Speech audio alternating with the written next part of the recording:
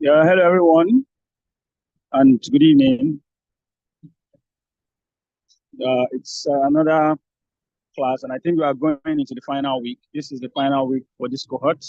It's really a big thing that you all have made it this far.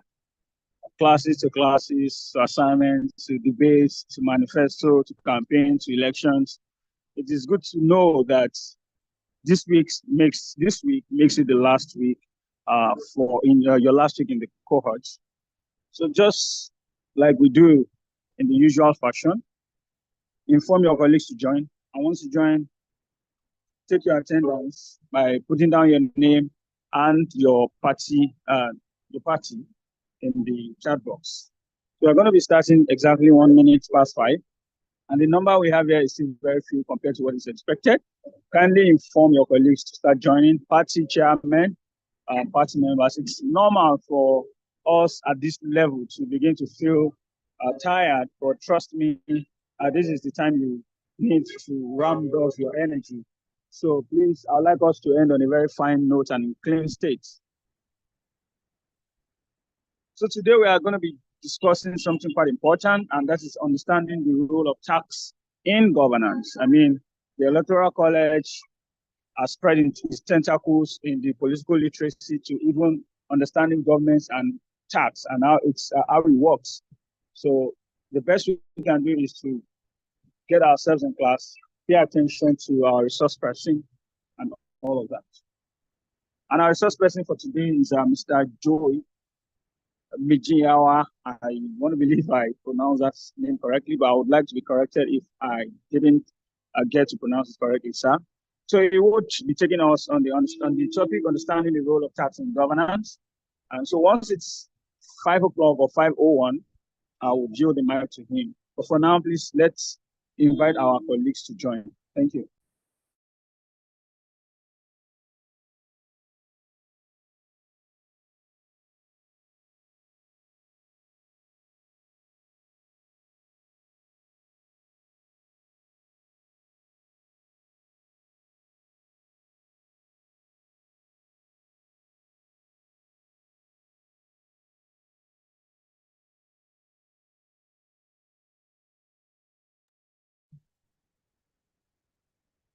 Yeah, good evening again. It's 5 p.m. already. First, permit me to recite, or to read rather, the citation of our resource person for today. Joy Mijinyawa is a Nigerian born in Zaria. He started schooling in Zaria, Kaduna State, and proceeded to Ilorin, Kwara State. Later, he studied sociology at Ahmadu Bello University Zaria and did his NYSC in Enugu State. Joe worked at First Bank of Nigeria PLC for over 12 years. He is currently an ICANN student member. He's also a member of the Nigerian Institute of Training and Development, NUTAD. Joe is passionate about good governance at entry level. He enjoys reading, teaching, and engaging in meaningful conversation. And ladies and gentlemen of this cohort, I present to you our resource person for today, Mr. Joe Mijinyawa, who will be going to be taking us on the topic, understanding tax in governance. Sir, I would hand over the mic to you now. You have the floor. Good evening, ladies and gentlemen. It's a pleasure. It's a pleasure to be here this evening. I am passionate about what I do, and I'm happy it's been going on well. So today, I'll be taking us again, or rather, I'll be taking us on understanding the role of tax in governance. And I hope that at the end of this session, we would all be abreast with some of the concepts of taxation. And as aspiring leaders, we would be able to understand the reason why government is always particular about taxation. Now, I would want to start with a question, and it's open to anybody who can actually answer. I would like to understand or like to know our understanding of tax. When we say tax, what are your feelers? What do you think tax is all about?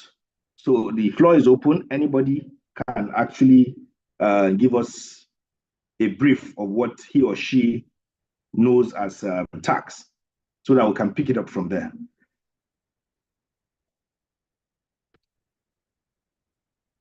Anybody?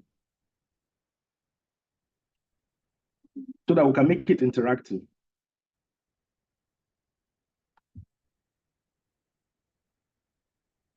Anybody?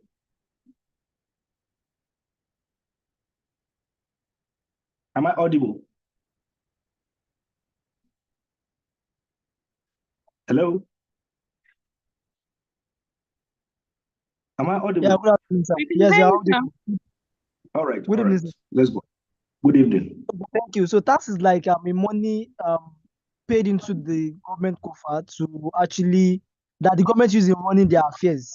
One of the main source of one of the source of income from like the government, whereby it's paid from probably the citizens' end to the government as a means of commitment to the affairs or the development of their country or state. Thank you very much. Anyone else? Okay, somebody has dropped on the chat group. He said it's an obligatory, sorry, let me get it. Somebody said an obligatory amount of money payable to the government as part of citizens' responsibility to its country. Perfect. That is perfect.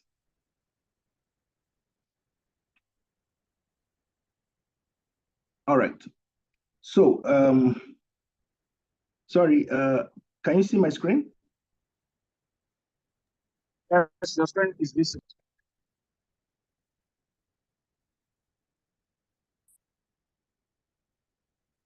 Another person dropped tax is a mandatory financial contribution imposed by government on individuals, businesses, and organizations to fund public goods and services. Perfect. Thank you very much for that. Mandatory contributions levied on individuals and corporations by the government. At least now I know the kind of people I am dealing with. At least I know they are aware of what tax is all about. All right. Am I audible? Yes, sir, you are. Okay, I'm finding it difficult to share my screen now. I don't know what I did wrong. Okay, let me start all over.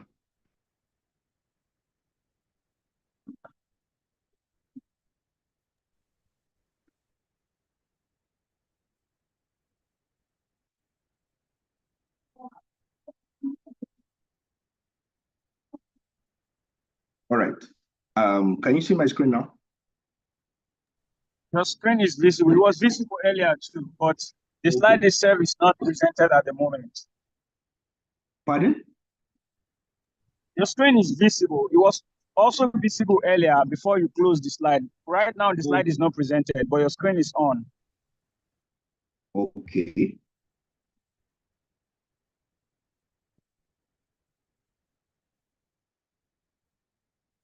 Can you see it now?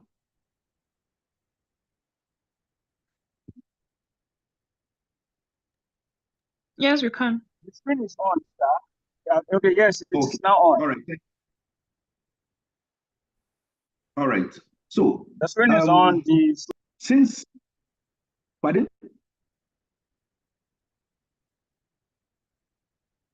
Please go ahead, sir. So a lot of, pardon? I can go ahead. All right. Thank you. So I would like to ask us again, or rather, I would like to just say that a lot of times people would have their reservations when it comes to speaking about what government is doing with these funds. But I want to disabuse our minds to the fact that the government is expected to raise funds. If the government does not raise funds, certain things cannot happen. Now, as aspiring political holders, it is very necessary that we ask ourselves, if you find yourself as a governor, for instance, how would you go about it? If you find yourself as a local government chairman, what would you do? If you find yourself as a president, what would you do? How would you raise funds? Yes, we have funds from sales of oil, crude oil. We have other means of getting funds like the fines, where you have people like Federal Road Safety Commission and all that. They also raise funds for the government through fines. We have custom duties, and all this through either the NPA, either through customs, or either through NIMASA. So these are all ways in which the government raises its funds. But now our focus is on taxation. Now, as part of my presentation, I always like to make mention of the 2 Gs and the 2 Ts in order for us to understand the priorities we have as a nation. The 2 Gs stand for God and government. The 2 Ts stand for tithe and tax. Now, the family is the primary unit of the society. And you agree with me that growing up, our emphasis was on the first G. Our parents emphasized more on the first G. Our religious institutions emphasize on the first G, and we always forget the second G, which is government and tax. So when you find yourself there, how would you go about it? What would you do differently as a politician and as someone who is knowledgeable? At the end of this session, I expect that we should understand the reason for tax and taxation, the need for government to collect taxes, who should collect what tax, what are the basic principles of a good tax system, and what are the sources of our tax laws in Nigeria. Now, a lot of us have defined what tax is, and it basically could mean the money that you have to pay to the government so that it can pay for public services. We can also look at it as enforced proportional contributions from persons and property levied by the state by virtue of its sovereignty for the support of government and for all public needs. Now, you can also describe it as a form of levy imposed on all the residents living as well as non-residents doing business. Now, this non-residents means people from other countries that are doing business in Nigeria. So it is a civic and patriotic responsibility of citizens to pay taxes imposed, which also come to the government as income or revenue, yielding device to finance the provisions of socioeconomic and infrastructural amenities, and also to enhance industrial efficiencies. Note, the process of levying and collection of tax from taxpayers is known as taxation. Now, on the other hand, we can now ask ourselves, what do we know about governance? What is governance? It's about monitoring and controlling decisions, as well as giving leadership and direction. Who has the power to make a decision in the country, for instance? How is the power used? For what aim and purpose is the power used? Are the governors held responsible or accountable for the way they govern their states? These are questions we can ask ourselves, because I am taking this because we're looking at it from the outside. I'm taking this because I'm not speaking with people who are going to be followers. I'm assuming that you're going to be on the governing side. So let's disabuse our minds with any other thing we know or we think of taxation, but look at it from, if you are in the shoes of someone in governance, how would you look at taxation? When people ask you, what have you done with our money? What would you say? Now, a brief history of this tax system started from pre-colonial Nigeria, where we had the different Obas, Emirs, Ezes, Atas, Ohinois, who collected these funds from their followers in order to defend their territory, in order for them to also provide certain amenities. You agree with me in history that we are told the Benin Empire, for instance, existed long before the coming of the colonialists. And they were known to have even street lights. They were known to have a lot of amenities. How were they able to get this? They were able to get this from the taxes they impose on their farmers, on their markets, women, and all that. Now, we would also look at, for instance, in the north, a form of agricultural tax, which is kudenkasa, which is equivalent to the present-day ground rent. You have the shuka levied on ownership of cattle based on the number of cattle. We have the shakole for farm products also from another part of Nigeria. And all this includes even the ones collected by by all adults, where all adults are expected to execute projects beneficial to the community. So there are times it might not come as cash. It might come in form of social services, those who were in the past. So in all this, we can say that Nigerian taxation in its present form is traced to the establishment of a British colony in Lagos in 1861 and subsequent amalgamation of southern and northern protectorates of Nigeria in 1914. We're all aware of all this. We also know that there were laws, native laws that were imposed, non-native protectorate tax ordinances, and all that were imposed to us by the colonial masters, to say. Now, the above tax laws were administered on individuals and corporate entities by tax controllers, who are known as district officers in the districts, provinces, and regions. Now, in order to achieve this uniformity, they were able to come up with the Reisman Commission in 1958, and other legislations came up, like the recommendation accepted by government, which incorporated same into the 1960 Constitution, which has been amended over time, and we're still where we are today, still amending the same Constitution.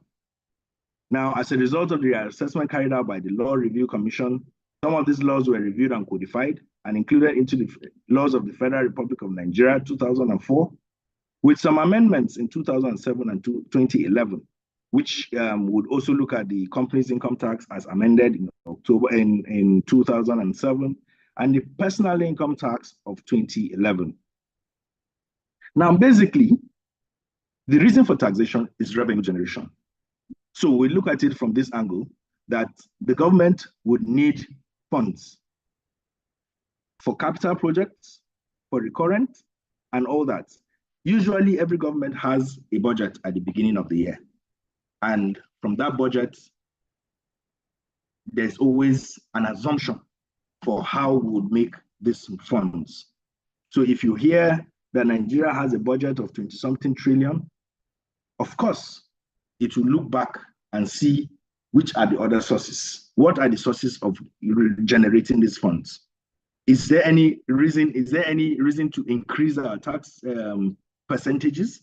Are we going to look at, okay, what has FRS, for instance, contributed? What has NPA contributed? What has customs contributed? So they will give them targets. They'll say, okay, you are increasing by 20%, you are increasing by 30%, just so that the total figure amounts to the budgeted figure.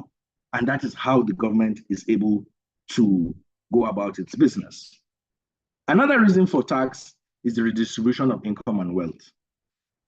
Certain people pay high taxes in order for people who are at lower level to enjoy certain amenities. Yes, the amenities come to everybody, but it sees the present distribution of wealth as being unjust, and so attempts to reverse the situation by fixing taxes at concessionary rates in favor of the poor. Like in Nigeria, you would agree with me that businesses with turnover below 25 million are taxed at zero rates. They are termed as small businesses for the payment of companies' income tax. Management of the economy. Sometimes government imposes certain levies on people in order to discourage the importation of certain items and to encourage exportation. So sometimes they will tell you, okay, if you're exporting, they will reduce the levy on you, but if you are importing, it will be higher. I think that applies to what customs is doing for those importing cars. Also for the use of certain items that are termed as luxury items or demerit items, such as alcohol, cigarettes, and other vices that the government is trying to discourage. So they try to increase the levy on those items just so that people are not able to meet up. Then there's harmonization of economic objectives. The tax system can be employed by the member states of, for instance, ECOWAS, so as to achieve the philosophy of the single market, free movement of people and goods within the region. Now, we can now look at the principles of taxation as one in governance. If you are to continue with the present tax and taxation principles in Nigeria, would you call it equitable? Is it certain? Do people know exactly what they are supposed to pay? Is it convenient for people to pay? Yes, I would say yes, it is convenient because now I think some of our tax authorities have gone online. People can pay their taxes online. They have tried to harmonize certain processes like I think ShopRite.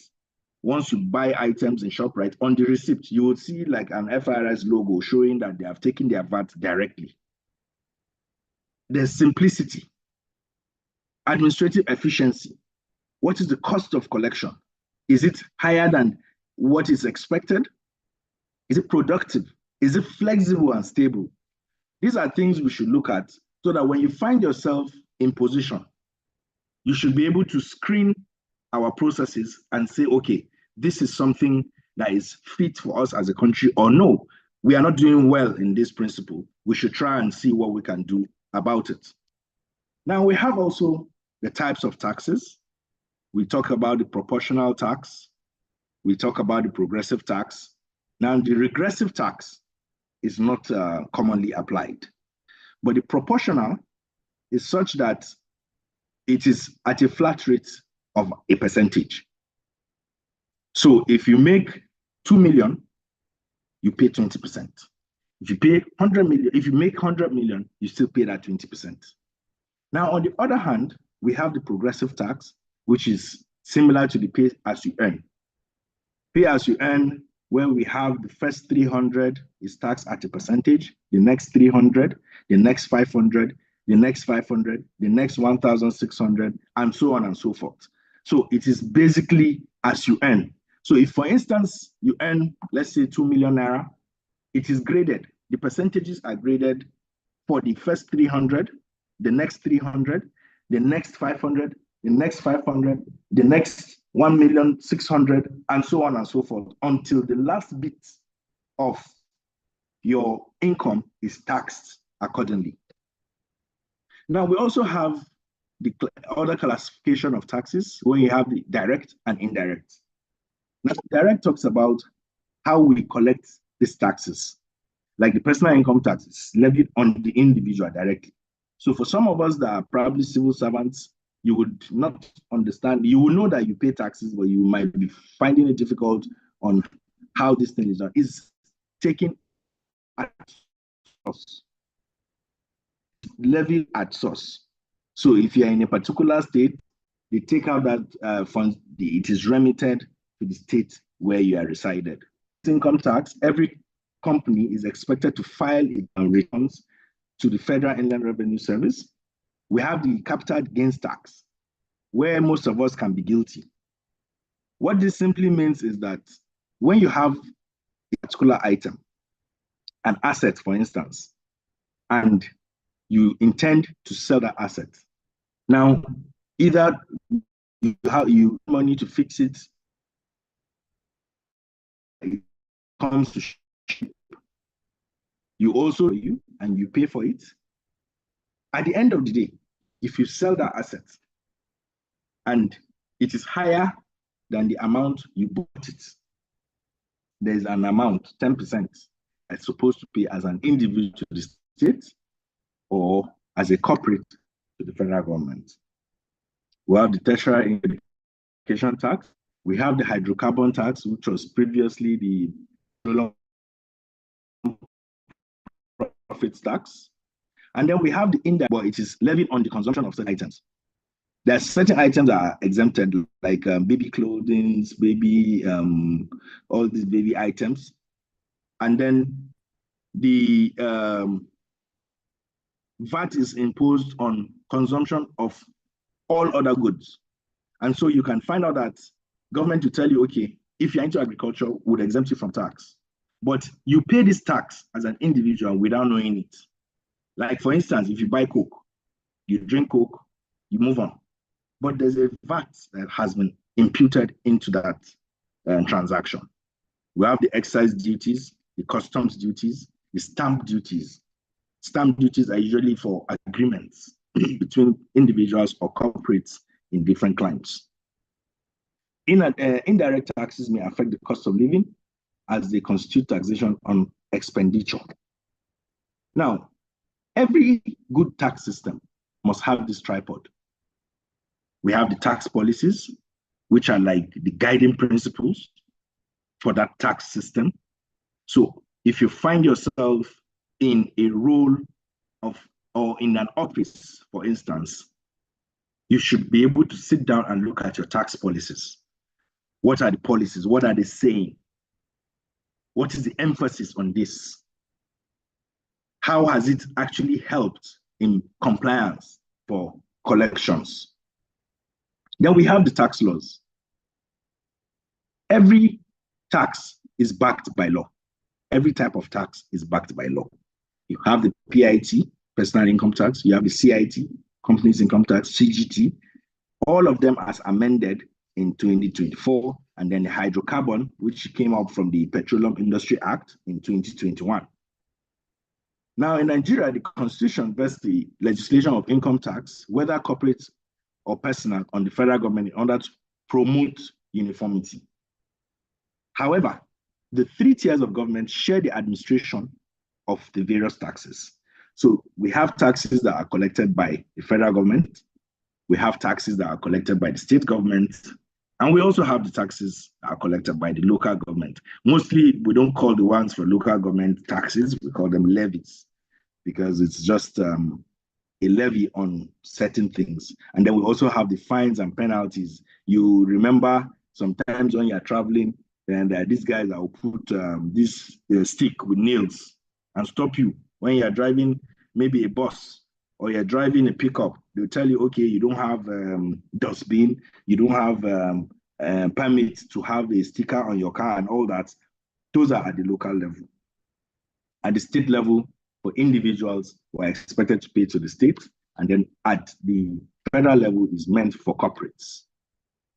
So that speaks about the tax administration, where you have the Federal Inland Revenue Service, backed by the FIRS Establishment Act 2007. We have the State Internal Revenue Service, Section 87 of Personal Income Tax Act, as amended.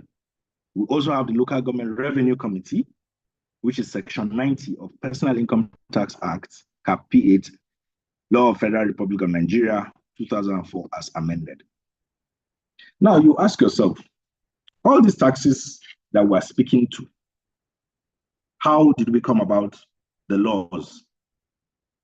What exactly, or where exactly did we get them from? Are they indigenous to us, or are they laws that we just came across? Now we have the customary laws, where you have the Islamic law in the north, and then these are the native laws and customs. Like I mentioned earlier in the history of taxation in Nigeria, customary laws are from what we were accustomed to within an ethnic group, for instance, or for a religion. Like examples of taxes collected under the customary laws were the Ishakole, Osusunku, the Zakat tax, and so forth and so forth. Then we have the statute laws, which are the laws I mentioned earlier, the personal income tax, the company's income tax, and what have you. And then we have case laws. Sometimes individuals have a reason to question certain laws, and then they go to courts and for judgment and what have you. We have the tax appeal tribunal. Now, the outcome of those case laws can serve as sources of tax laws, because you find out that they'll tell you, okay, based on this, you are supposed to pay this, and then it becomes a statutory law. I always use the example of VAT on water. Water is a basic necessity, it's a basic item. But there was a time a particular company was taxed for VAT. It was a water factory. And then they went to court and they were able to win that case. We have circulars issued by practices in the Inland Revenue, either at the state level or at the federal level. You can have a situation whereby they just see the need to collect a particular type of tax, and then it is collected. We have opinions of tax experts and authorities insofar as the courts take judicial notice of them. We also have the budget and pronouncement of relevant ministries, and we have the Constitution of Federal Republic. Now, in conclusion, we should also take note that taxes are collected in order for government to have adequate funds to run affairs of the country or state, as the case may be. For government to be able to defend her territories, build infrastructure, and also ensure that its civil and public servants are adequately paid their remunerations, tax must be involved. It is a source of income. It is not the sole source, but in most cases, it is one of the major sources. As such, in governance, we must know that tax is of utmost importance and must be collected by government. It should also be noted that payment of tax is a constitutional duty of every citizen and every citizen should abide by this. As the saying goes, give unto Caesar what is for Caesar, unto God what is for God. Thank you very much. Do we have any questions or concerns? Thank you so very much, sir, for this quite enlightening, brief, and concise session. The expository details into taxation, tax, types of tax, everything is quite really interesting. And it looked like we need to continue to learn more from you as you go on, but then it has to come to an end either way. So are there questions? Are there those of us who have questions? You can raise your hand, so I'll ask you to unmute and ask the question. And you can also use the chat box to ask a question on tax. Is there any part of the session you'd like to get further clarification? Or is there any part of the conversation you would like our resource person to buttress further on tax, taxation, tax law, types of tax, etc. that have been discussed? Are there questions, anyone?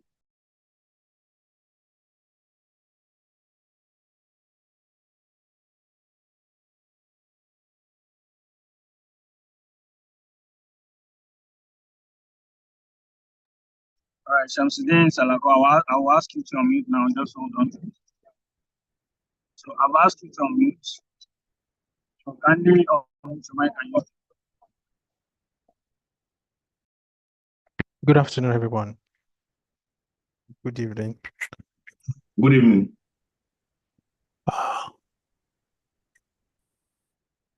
Yeah, thank you so much, sir, for the enlightening session.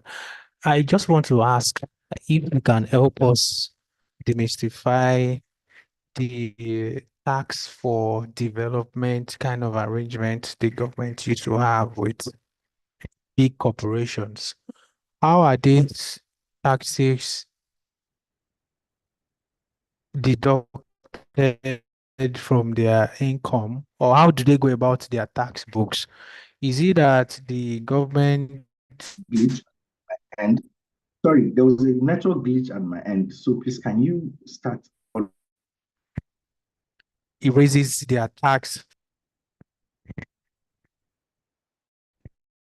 I can hear you now.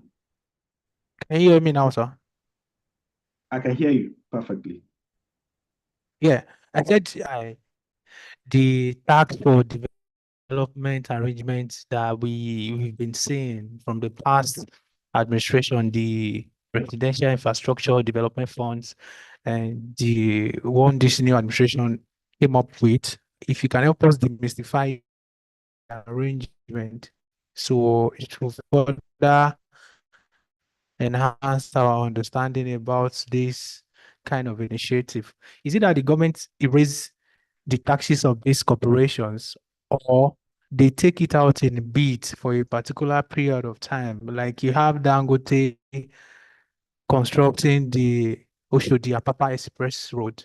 How are these taxes deducted that is favorable to the corporations between the government and these corporations? Because we've just been hearing, okay, the Presidential Infrastructure Development Funds from tax for development kind of arrangement. We would appreciate if you can help us demystify those initiatives. Thank you. Right, thank you. I will quickly say something to that. Though I'm not privy to certain documents in this aspect, but I can tell you for free that as part of government initiatives to encourage the development within the economy and also to increase infrastructural development and to reduce the speculation by citizens where they tell you that what is the government doing with our money? We're not seeing it. They encourage some of these corporations to, instead of paying directly to the respective tax administration, they should go about a particular project. Now, we also have, pardon?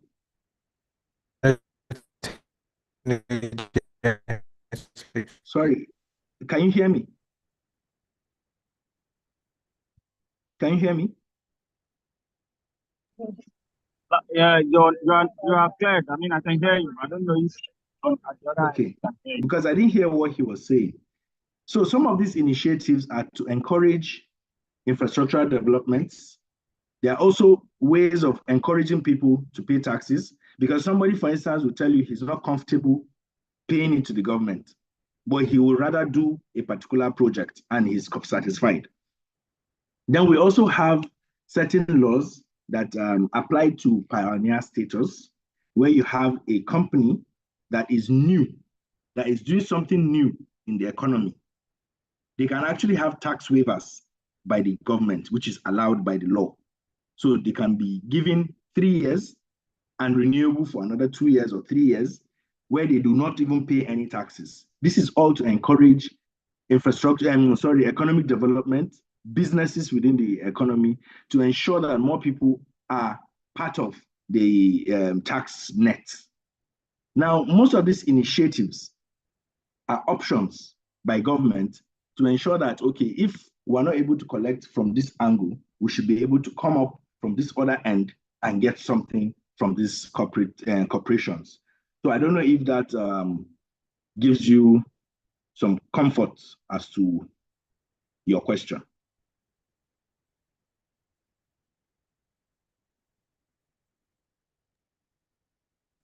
Right, sir. Thank you so much. Please, is there anyone who still have more questions? Okay, I think we have a question in the chat box. The first question reads: the traders that sell in the local markets, particularly the pepper seller, the pomon seller, and the locust bean seller, how did they pay their taxes and how is their taxes collected? All right, thank you. You see, like I mentioned, as a company registered by CAC as a limited liability, the tax administrator is the Federal Inland Revenue Service. Now, as a trader, maybe an enterprise, me and you and me partnership, we would pay our personal income tax to the state government. Then at the local level, like I mentioned earlier, I told you that there are certain levies that are collected, like in the local village, for instance, where you have market stalls, they have market days that they go to market. I can assure you that there are people that go around to collect certain levies from these women for being where they are. In fact, even if it's a tray you have, I don't know if somebody is conversant with Madala Market in Zuba area in Abuja. Sorry for being Abuja inclined. Suleja rather. The revenue they generate in that area on every market day is amazing. So everybody at one level or the other pays taxes as it concerns their trades. Thank you. Thank you so much, sir. Thank you so much. Sir, could it also be that, for instance, I went to a market in Abuja. I forgot the name of the market, but I think it's one of the national markets. And it was as far back as 2021 or 2020 thereabout. So we paid 100 naira. We got the ticket of 100 naira before we entered at the entrance, whether you are with your vehicle or you are trekking or not. So yes, could it also be part of the customary? Yes. It's a form of revenue generation for the local government. It's a form of revenue generation for local government at that level. There are so many. Even those of us in the West, where you are doing party and then you want to block your street, I'm sure you pay. Who do you pay to? Pay to local government. If you don't pay, some touts will just come and scatter the area and tell you, hey, you can't do this, you can't do that, unless you have paid it. So these are all tax administrations at different levels. So somebody is asking, what are the tax implications of investments? Now, every investment is subjected to a form of tax or the other. Now, if you buy shares, at the point of receiving your dividend, you are charged withholding tax. Now, withholding tax is a form of tax, is an advance tax that is expected of you to pay to the government. So at the point the company is filing its books or sending back its books, it is expected to charge withholding tax.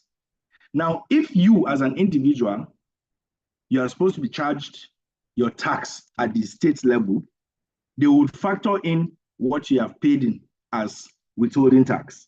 That is if you are into business, individual in business. But where you are working as an employee, that withholding tax is removed and you are expected to pay based on your income from your employer to state government. So every investment at one point or the other pays a form of tax or the other. Are there any reporting or audit obligations on the government for taxes collected, and how are they used? Well, you see, we have, is it the Public Accounts Committee at the Senate level, I think, if I'm not mistaken. And they are able to question certain things. There are times you hear where they will tell you that they have invited the chairman of FIRS or a state government is inviting their chairman of state IRS to come and explain certain things. Now, the Office of the Auditor General also is saddled with the responsibility of going around and ensuring that certain forms of audits are taken. Now, that report, because the Accountant General does the final taxes, the financial statement for the country. Now, the Auditor General ensures that they audit it and everything is in line with the expected regulations. So, for collection of taxes, which is part of the revenue, of course, they will look at it. How were you able to collect this? How much did you collect? What were the leakages in the process? And what are the ways forward? So at every level, you would find out that there is a form of question and answer, which is the audit session, where people are able to explain reasons why certain things happen. There's another one saying on the need for the redistribution of income and wealth. What's the update on luxury items tax? Well, luxury items tax is a tax levied on certain items like yacht. As an individual, you have a private jet, you would have to pay certain amounts to government through Federal Airport Authority of Nigeria. If you go to certain places, like in Lagos, luxury tax, there are certain clubs, you pay VAT and pay that luxury tax, and it is part of your bill, and most times you pay it. So On the need for a distribution of income and wealth, what's the update on it? Those are the major items.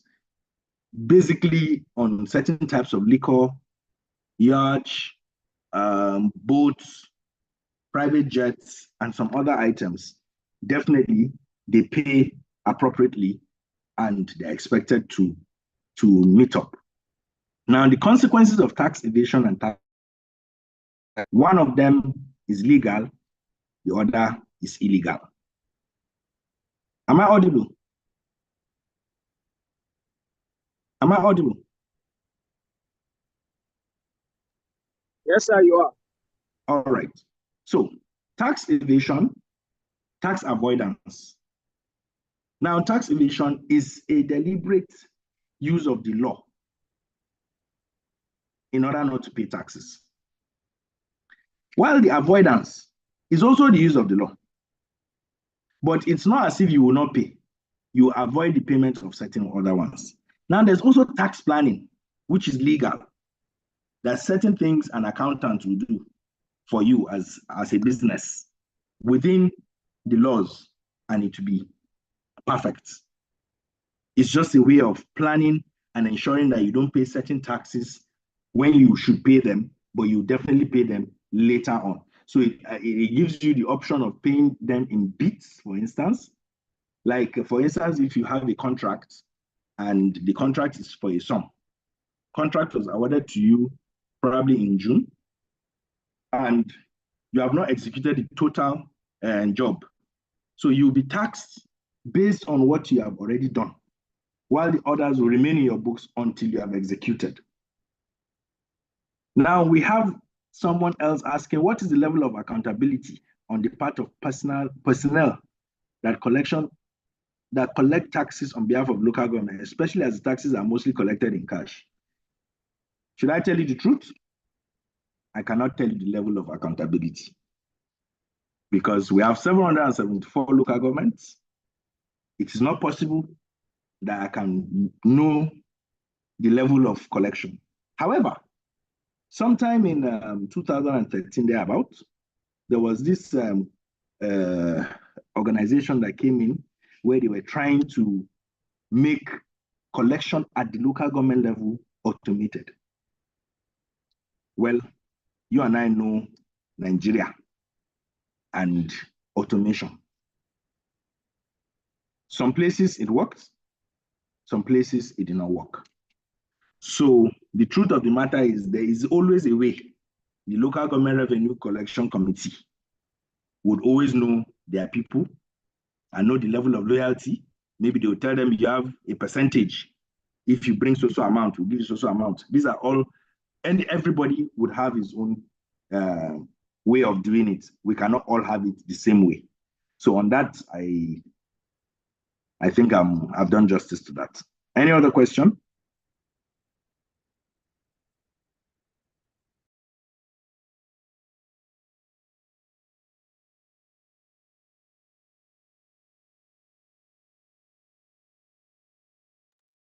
Any other question? Do we have any further questions to ask our officers?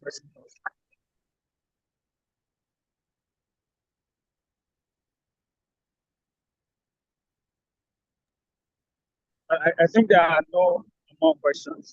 Safe to say, doing a very good job today, taking us through this conversation,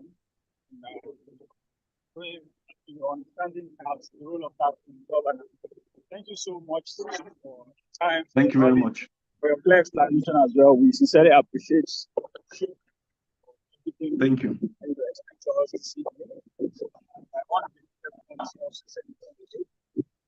And that will be all for today's session. So I'd like to ask, do we have any?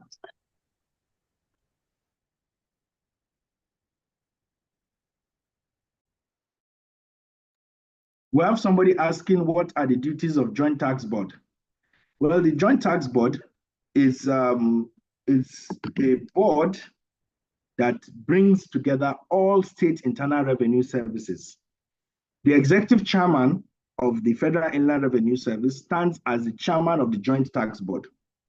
They are able to come together in terms of issues between states.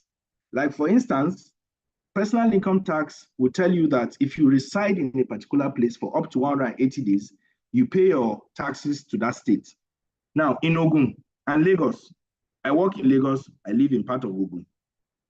Who collects my tax? My office is in VI. Of course, Lagos State to muzzle it. But Ogun State will start saying, this one, we know him, he lives in our area. Look at his address, he's living with us. No. You can, so it is joint tax board that brings that synergy between the states. The same applies to Nasarawa and FCT. All this, and then the application of certain laws at the state level is being pushed by the joint tax board. So they ensure that if there's a legislation, for instance, and the states are supposed to ensure the collection of particular tax, it is the joint tax board that ensures this is done. It is composed of the chairman of FRS and all Inland Revenue Service chairmen of the states. Those are the members of the joint tax board. And I think we have commissioners of finance or something like that. They all come together to ensure that certain things are done within the states. Thank you very much.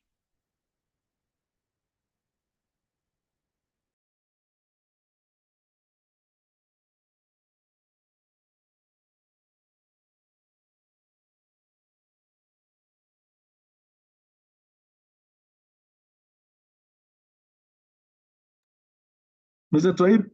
Okay, thank you so much, Mr. Joe. Okay, thank you. It's been such an interesting and insightful class. Thank you very much. Thank you. It's always a pleasure having you. Thank you for always being here. Thank you, ma'am. So I'll just allow the students on mute and tell you thank you before we bring the class to an end. All right, thank you. Yeah. Thank you. Thank you, sir. Good evening. Thank you very much. Thank you very much. Thank you very much. Thank you so much. Thank you very much, sir. Thank you, sir. Thank you very much. Thank you very, very Thank much. you, sir. Thank you, sir. Thank you. All right, thank you so much. Good night, everyone. Classes continue tomorrow.